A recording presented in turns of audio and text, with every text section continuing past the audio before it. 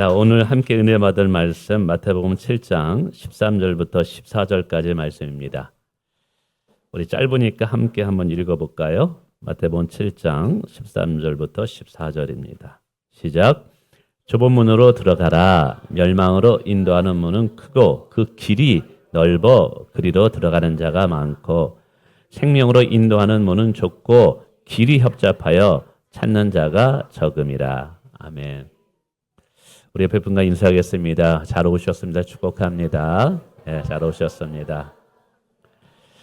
오늘 마라톤인데 오시는데 좀 불편하셨을 텐데도 불구하고 이렇게 잘 오셨습니다. 축복하고요. 자, 오늘 말씀의 제목은 좁은 길로 들어가라. 근데 오늘 본문에 보면 좁은 문으로 들어가라라고 되어 있거든요. 근데 또 예수님이 중간에 좁은 문으로 들어가라 하시고 이 길은 협잡하고라고 해서 좁은 길과 좁은 문은 사실 이제 함께 쓰이고 있다라는 것이죠. 이게 제가 설교 중에 혹시 좁은 문, 좁은 길 했을 때 이게 같은 의미라는 것을 좀 이해해 주셨으면 좋겠습니다. 성경은 우리 영혼의 양식이 하나님의 말씀이라고 얘기하고 있어요. 그래서 요한계시록 1장에 보면 말씀을 먹는 자가 복이 있다라고 표현하고 있어요. 말씀을 우리가 읽을 때 그것을 먹는다라고 표현하고 있다는 것이죠. 이것은 오늘 우리의 육체를 강건하기 위해서 일용할 양식이 필요하듯이 우리 영혼을 강건케 하기 위해서는 영의 양식인 하나님의 말씀이 필요해요.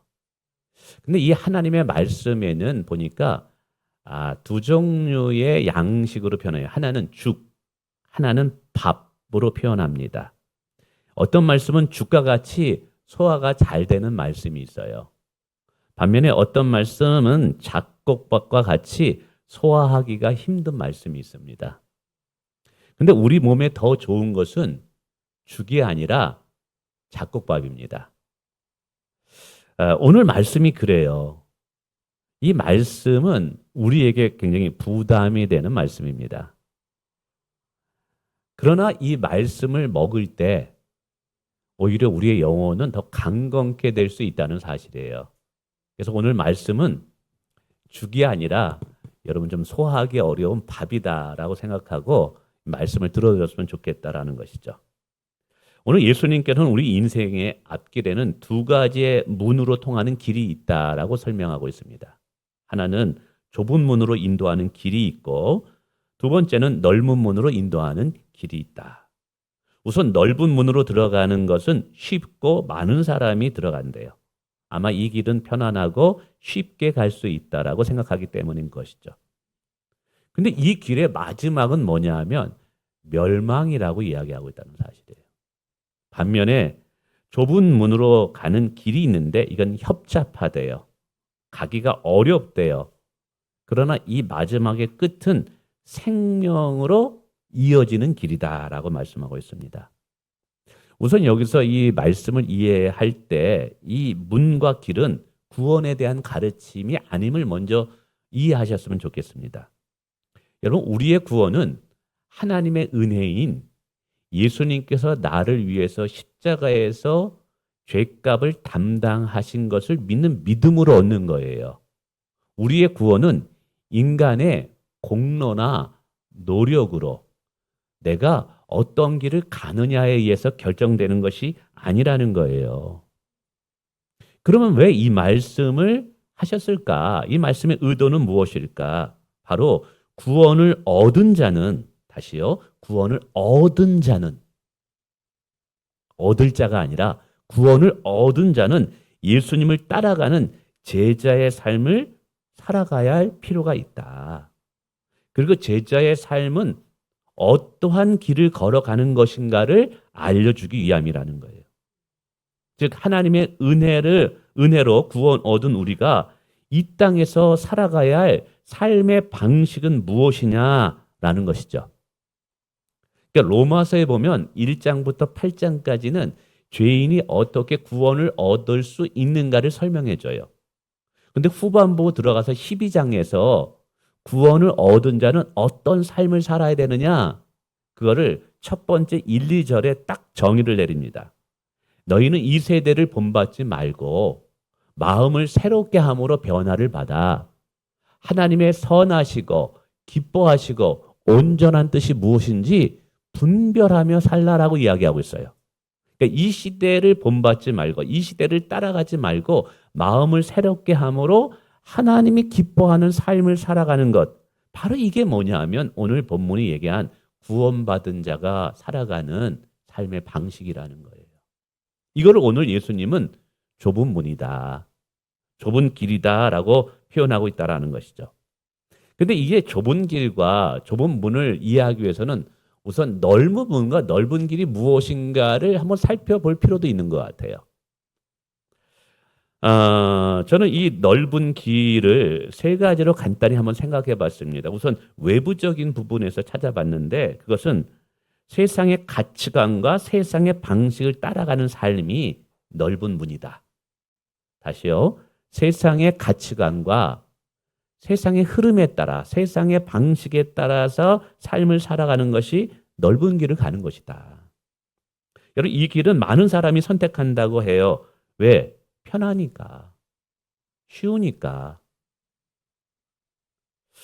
그러면 좀 더 구체적으로 세상의 가치관과 세상의 흐름을 따라가는 삶의 모습이 오늘날 시대에는 무엇이 있을까를 생각해 봤어요.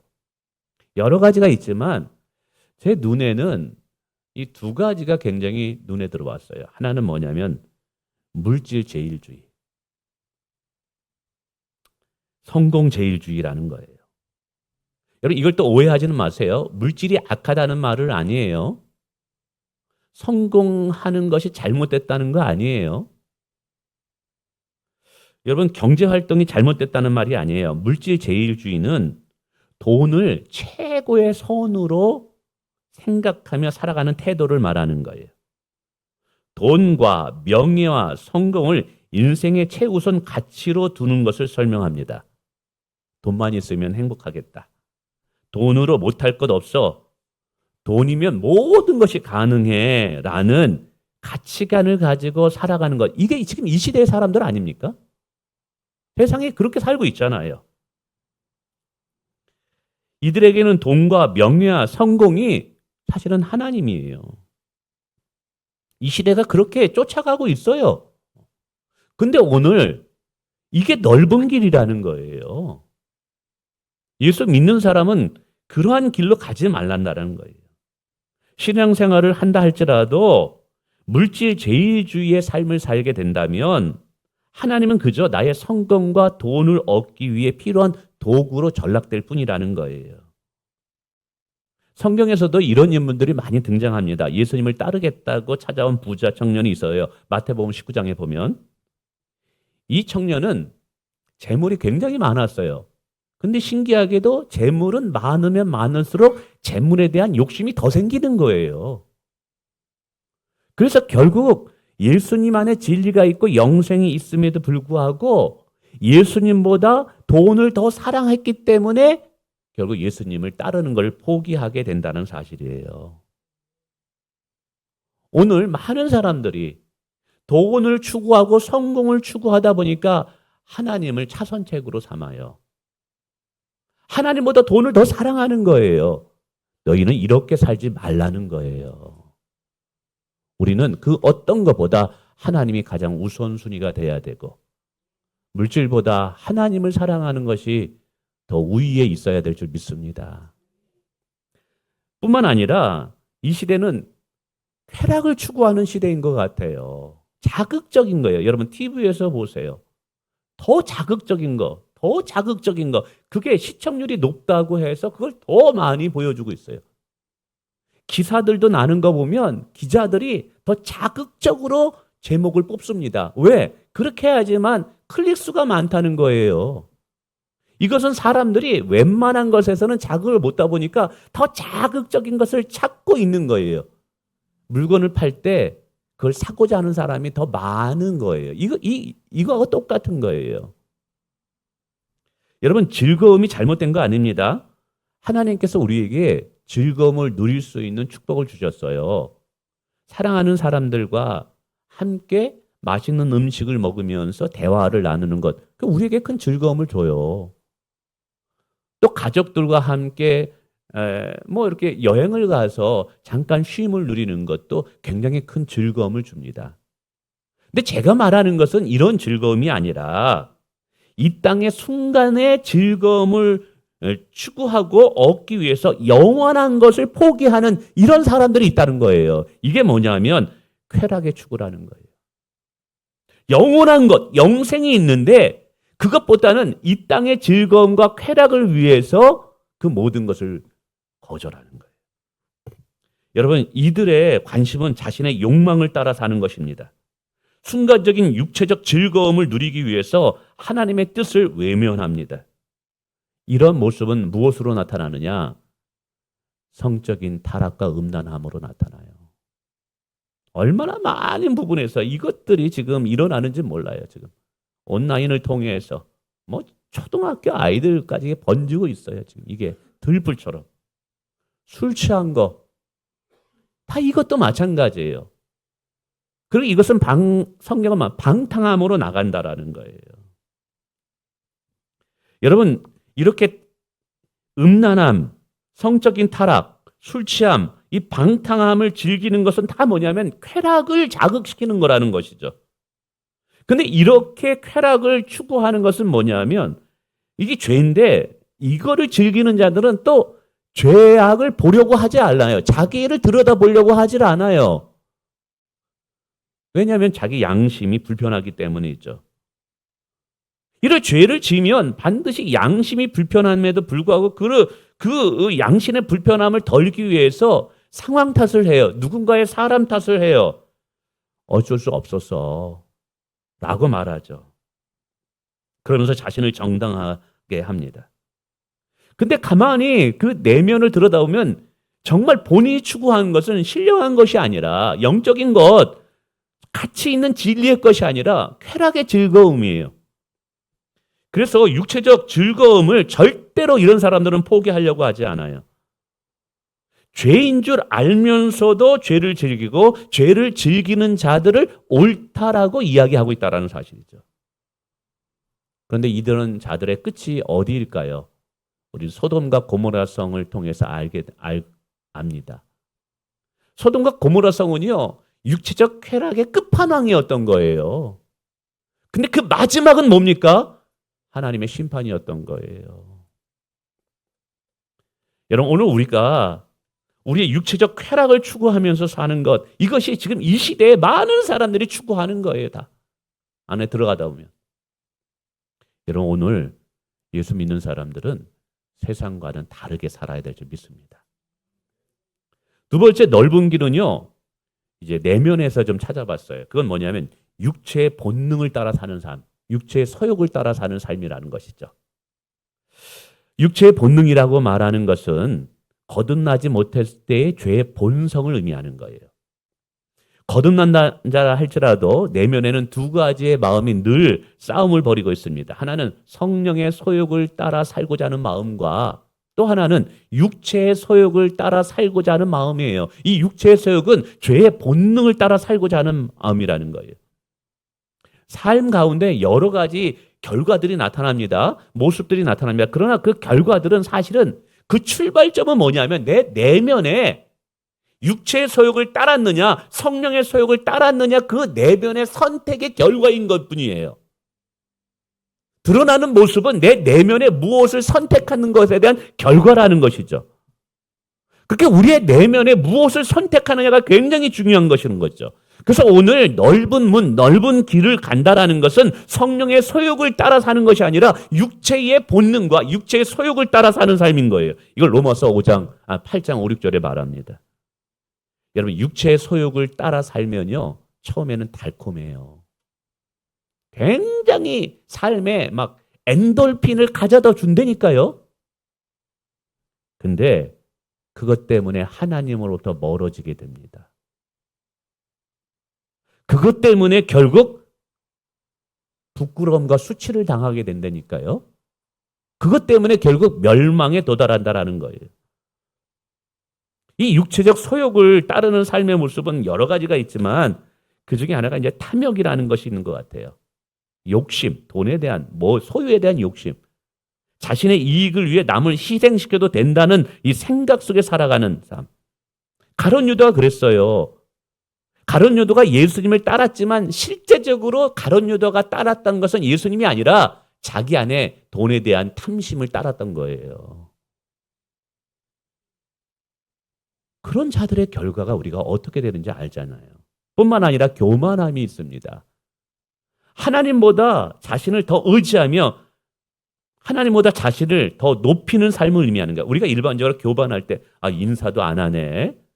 아는 체도 안 하네. 참 교만하다. 세상적으로는 그거를 교만하다고 얘기해. 그런데 성경에서 말하는 교만함은 뭐냐면 하나님 없이도 살아갈 수 있다고 생각하는 마음인 거예요. 하나님을 의지하지 않으려고 하는 마음인 거예요. 이런 사람들은 결코 내 마음의 중심의 자리에 예수님을 왕으로 인정하려고 하지 않습니다. 신앙생활을 한다 할지라도 단지 자신의 필요를 위해 하나님을 잠시 동안 찾을 뿐이에요. 이런 사람들이 늘 생각하는 것이 있습니다. 내 인생은 나의 것이야. 누구도 내 인생을 책임져 주지 않아. 나는 내가 하고 싶은 대로 살 거야. 라는 것이죠. 종교적인 행위를 한다 할지라도 결코 예수님을 나의 왕, 나의 하나님으로 인정하지 않고 따르지도 않는다라는 것이죠. 입술로는 얼마든지 하나님의 영광이라고 외칠 수 있어요. 그런데 마지막에 가보면 결국 자기의 기념비를 세우고 자기의 업적을 자랑할 뿐인 거예요. 대표적인 것이 사울 왕입니다. 처음에는 겸손한 것 같았지만 그렇지 않았던 거예요. 그는 육체의 본능을 따라서 그의 교만함으로 결국 멸망하게 됐다는 사실이에요. 세 번째 넓은 길은요, 이제 상황 속에서 제가 생각해 봤어요.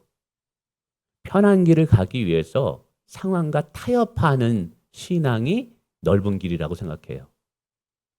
넓은 길은 쉽게 갈 수 있습니다. 쉽게 가려 하기 때문에 결코 복음과 그리스도를 위해서 고난을 선택하지 않아요. 철로 역정에 나옵니다.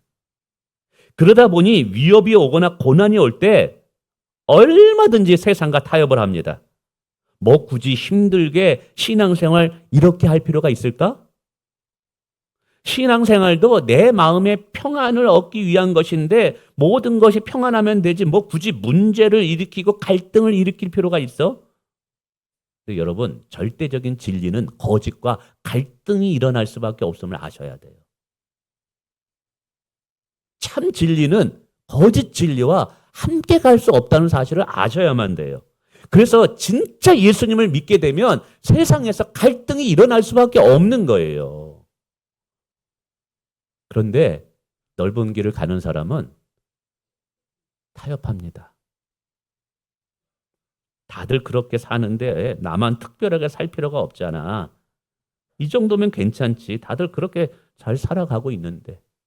남들은 이것보다 더하고 사는데 그럼에도 잘 살고 사는데 나는 이 정도면 그럼 괜찮지. 세상은 우리에게 갈등을 유발하지 말라. 문제를 일으키지 말라. 좋은 게 좋은 거다라고 이야기해요. 근데 진리는요. 길이 하나랍니다. 편안한 길이 꼭 옳은 길은 아니라는 걸 알아셔야 돼요. 저는 이 말씀을 묵상하면서 그런 생각이 들었어. 편안한 것과 평안한 것은 다르다라는 거예요.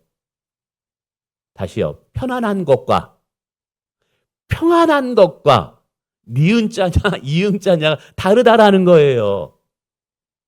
넓은 길을 가는 선택은 편안하기 위해서. 근데 사도 바울을 보세요. 빌립보 도성에서 복음을 전하다 감옥에 갇히고 매를 맞고 예수를 전하지 말라고 하는데도 예수를 전하게 됩니다. 예수 믿지 않으면 살려주겠다고 하는데 예수를 믿습니다.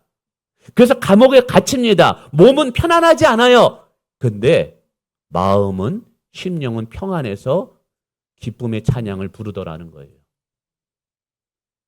헤롯 왕을 보세요. 죄를 범했어요. 궁중에서 호화 진미의 음식을 먹고 최고의 비싼 옷을 입고 황금 의자에 앉아 있어요. 몸은 편안한데 마음은 평안하지 않아요. 오늘 우리는 편안하는 것을 추구하는 것이 아니라 우리의 영혼의 평안을 추구해야 될 줄 믿습니다. 그러기 위해서는 우리가 타협하는 것이 아니라 진리를 따라 살아가는 신앙생활이 중요해요. 세상은 문제를 여러분, 근데 왜 사람들은 넓은 문을 이렇게 선택할까 한번 생각해 봤어요. 왜 그럴까? 우선 길이 쉽기 때문에 그래요. 쉽기 때문에. 좁은 길은 희생과 인내가 필요하지만 넓은 길은 노력이 없이도 들어갈 수 있기 때문에 그래요. 그래서 사람들은 넓은 길을 선택하는 거예요. 뿐만 아니라 많은 사람들이 그 길을 걸어가기 때문에 그게 좋은 거라고 생각해요. 대부분 많은 사람이 가는 길을 따라가는 것이 안전하다고 생각되기 때문에 그렇습니다. 근데 많은 사람들이 선택했다고 해서 그것이 언제나 진리가 될까요? 예수님을 십자가에 못 박으라고 외친 자들은 많은 무리들이었어요. 언제나 많은 사람을 따라가는 것이 옳은 것은 아니라는 거예요. 여러분, 다수의 의견이 언제나 옳은 건 아닙니다. 뿐만 아니라 당장의 즐거움 때문에 넓은 길을 선택하는 것 같아요. 왜냐하면 성령의 열매는요, 반드시 인내를 통해서 만들어지거든요. 너희의 믿음이 정금보다 귀하다고 얘기해요. 왜 그러냐면 그 믿음이 어디서 고난을 거치면서 만들어지기 때문에. 너희가 환난을 당하느냐, 이 환난이 인내를 낳고 인내가 연단을 낳고 이 연단 다음에 참 소망이 나오는 거예요. 그런데 넓은 길은요, 인사트처럼 바로바로 찍어서 나오거든요. 즉각적으로 나오기 때문에 인내를 싫어하는 거예요, 사람들이. 또 신앙의 결단이 필요 없기 때문에 넓은 길은 신앙의 결단이 필요 없어요. 좁은 문은 회개와 순종을 요구하지만 넓은 길은 어떠한 신앙의 결단도 요구하지 않습니다. 근데 예수님은 이렇게 넓고 큰 길은 멸망으로 인도한다고 말씀하고 있다는 사실이에요. 넓은 길이 편해 보이지만 결국 멸망으로 가는 길이라는 것이죠. 우리는 세상의 유혹과 죄를 버리고 여러분, 예수님을 따르는 좁은 길을 가야만 됩니다. 할렐루야.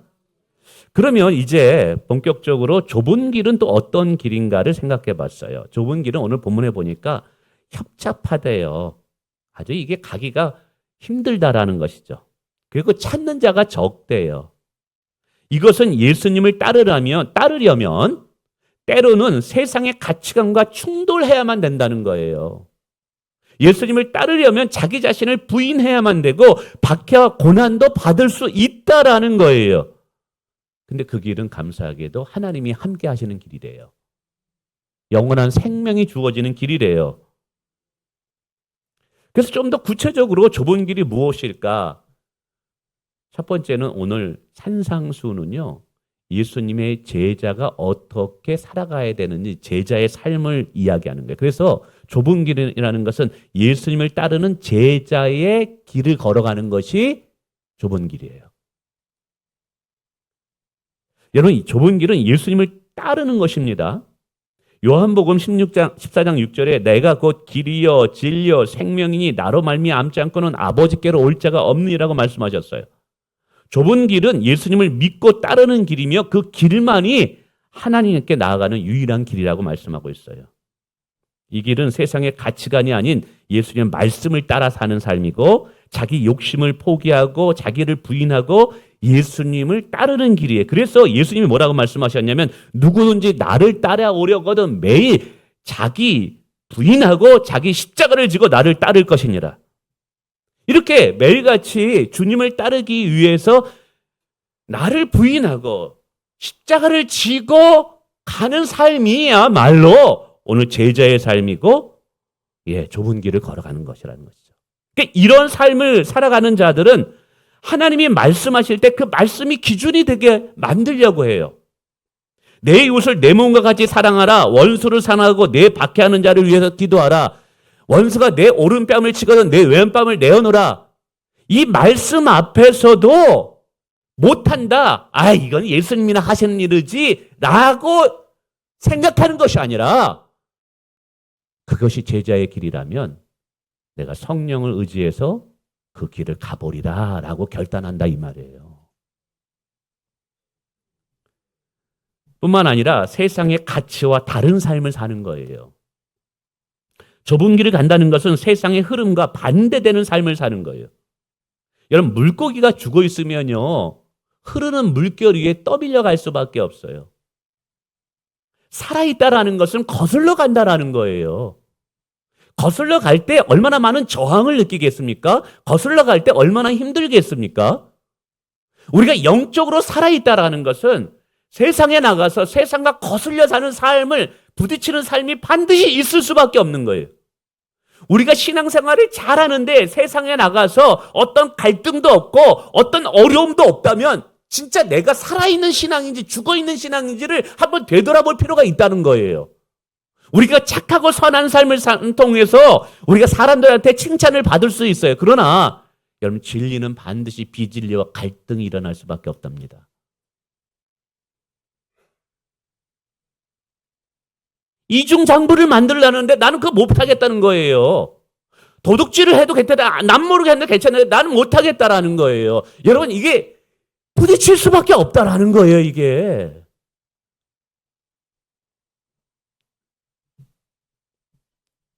여러분, 세상은 물질주의, 성공, 편안함을 추구하지만 좁은 길을 가는 자는 하나님의 진리를 따르려고 합니다. 세상은 돈과 명예를 추구하라고 이야기하지만 좁은 길을 가는 자는 사랑과 섬김을 실천하기를 원합니다. 세상은 이기적이고 편한 길을 가라고 하지만 좁은 길을 가는 자는 희생과 헌신을 감수하기를 원합니다. 세상은 내 마음껏, 내 욕망에 따라 내가 원하는 대로 살라. 원하는 대로 살아봤자 뭐겠어요. 육체에서 나는 것은 죄밖에 없는데. 그러나 좁은 길을 걸어가기를 원하는 자는 낮은 곳에 내려가서 다른 사람을 살리고 섬기는 일을 하기를 원한다는 거예요. 다니엘을 보세요. 그는 좁은 길을 걸어간 자입니다. 그래서 오해받고 고난받고 사자굴에 던져지기도 했어요. 좁은 길을 가는 것은 쉬운 길은 아니에요. 세상과 부딪힐 때도 있고 오해받을 수도 있습니다. 하지만 하나님이 함께하는 길임을 기억하시길 바랍니다. 그 길의 끝에 영생이 있음을 기억하시길 바랍니다. 그 길 끝에 하나님이 우리에게 주실 축복의 면류관이 준비되어 있음을 기억하시길 바라겠습니다. 마지막 셋째로 복음과 함께 고난과 희생을 감당해내는 길에, 이게 복음을 위해서 고난받으라라는 말이 바울 서신서에 굉장히 많이 나와요. 아까는 넓은 길은 뭐냐 하면 고난이 싫어가지고 타협하라고 그래요. 근데 좁은 길은 뭐냐면 희생을 감당해내라는 거예요. 좁은 길을 가는 것은 반드시 고난과 희생이 따르게 됩니다. 그러나 그 가치 있는 이유는 그 길을 통해서 수많은 영혼들이 살아나기 때문에 그래요. 수많은 영혼들이 하나님께 돌아오는 일들이 일어나기 때문에 그런 거예요. 마태복음 5장 10절에 말합니다. 의를 위하여 박해를 받는 자는 복이 있나니 천국이 그들의 것입니다. 요한복음 15장 18절입니다. 세상이 너희를 미워하면 너희보다 먼저 나를 미워한 줄 알라. 나는 너희를 세상에 택하였기 때문에 세상이 너희를 미워하는 것이라. 좁은 길을 걸어가는 것은 세상의 미움을 받을 수 있습니다. 그러나 그 길에 마태복음 28장 19절에 내가 항상 너희와 함께 하리라는 말씀이 약속됐다는 사실을 기억하시길 바랍니다. 그리고 이제 이러한 길을 가려면 여러분 이제 결단을 해야 돼요. 이게 우리의 길이 두 가지 길이 있는데 어느 길을 가겠어요? 주저하지 않을 수 어떻게 가긴 가야 되잖아요. 길이 있으니까. 그럼 어떤 길을 가냐? 결단이 필요한 거예요. 매일 말씀을 묵상하고 읽어야 할 결단이 필요해요. 왜냐하면 성경에 주의 말씀은 내 발의 등이요 내 길의 빛이니다고 말했어요. 어떠한 길이 참 진리의 길인지를 말씀을 통해서 깨닫고 알아야 되니까 여러분 말씀을 떠나서는 무엇이 참 진리인지 거짓인지를 분별을 못해요. 그래서 우리는 매일같이 말씀을 읽고 묵상하기를 결단을 해야 돼요. 뿐만 아니라 기도하고 믿음의 선택을 하기로 결단해야 돼요. 이 좁은 길을 걸어가는 것이 쉬운 길이 아니기 때문에 하나님의 도우심이 반드시 필요합니다. 그 도우심을 받는 방법이 뭐냐? 지난주에 기도라고 말씀하셨어요. 이게 하나님이 정하신 법칙이에요. 기도는 하늘의 놀라운 권세와 능력을 이 땅에 나의 것으로 만드는 비결이에요. 그래서 좁은 길을 걸어가고자 할 때 반드시 기도 없이는 안 돼요. 뿐만 아니라 믿음으로 결단해야 돼요. 왜? 좁은 길을 걸어갈 때 그 앞에 분명히 힘들고 어려운 것이 있기 때문에 두려움을 주기도 해요. 그때 믿음으로 결단하고 나가야 되는 거예요. 그리고 매일같이 예수님을 닮아가는 삶이 있도록 결단해야 돼요. 그게 뭐냐? 사랑과 섬김의 실천이에요. 신앙은 머릿속에서만 있는 것이 아니라 실제적인 우리의 삶으로 드러나야 되는 거예요. 머리로만, 입술로만 하는 신앙이 아니라 진짜 그리스도를 닮아가는 신앙은 뭐냐면 매 순간 결단하면서 사랑하고 섬기고 희생하겠다는 나의 삶이 드러나야만 된다는 것이죠. 그런 결단이 있을 때 우리는 어느 사이에 좁은 길을 걸어가는 선한 영향력을 끼치는 자가 될 줄 믿습니다. 말씀을 맺습니다. 세상은 넓은 길로 가려고 유혹합니다. 우리를. 세상은 우리로 하여금 넓은 길로 가래요. 유혹을 합니다. 근데 예수님은 좁은 문으로 들어가래요. 좁은 길은 쉽지 않지만 그 끝에는 영원한 생명과 하나님 나라의 상급이 준비되어 있대요. 그리고 우리가 그 좁은 길을 걸어갈 때 하나님이 함께 해주시겠대요. 당신의 강하고 굳건한 손으로 우리를 붙잡아 주시겠다라는 거예요. 그래서 오늘 우리는 좁은 길을 걸어가겠다고 결단하고 선택할 수 있는 줄을 믿습니다. 그와 같은 결단들이 저와 여러분 가운데 있기를 축원을 드립니다. 기도하겠습니다.